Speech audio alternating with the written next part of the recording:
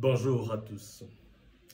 Géologue Chingama Rodrigue de la République démocratique du Congo qui veut aujourd'hui vous parler de l'importance des déchets miniers. Lorsqu'on traite un minerai, vous devez premièrement savoir que le minerai tel qu'on l'exploite chez nous dans le Grand Katanga, dans l'ex-province du Katanga, ne se présente pas très souvent en état natif. Mais il se présente lié à d'autres éléments importants. C'est comme par exemple lorsque je prendrai l'hétérogénite qui comprend le cuivre et le cobalt en son sein. Alors vous allez comprendre que un minerai est dit être minéré d'un élément X lorsque l'objectif pour l'entreprise est de récupérer l'élément X.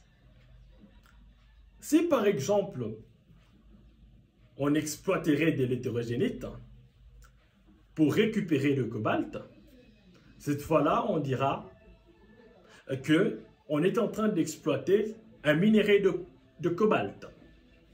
Si ce minerai est récupéré dans le but d'exploiter le cuivre, on dirait que ce minerai est un minerai de cuivre. Alors, la gestion du déchet minier, tout ce qui reste est important. Pourquoi? Parce que le déchet minier constitue cette fois-là ce qu'on appelle des gisements artificiels. Je prends le cas de Estelle.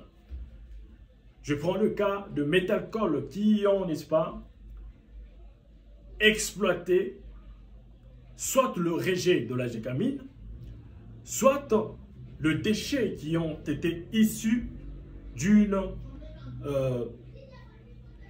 minéralisation traitée en avance.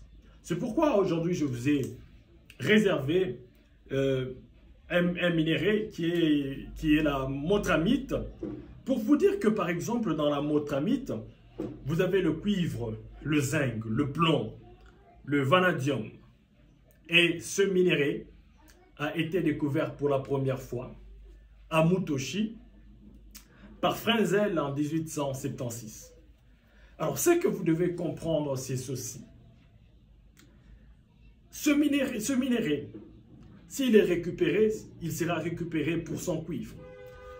Mais on ne sait pas dans les jours à venir, le vanadium, le plomb, quelle sera l'importance de ces éléments?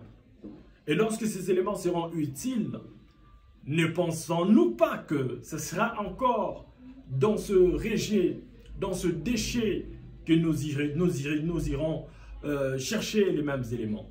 D'où l'importance de la conservation de déchets miniers. Géologue Chingama Rodrigue. À plus.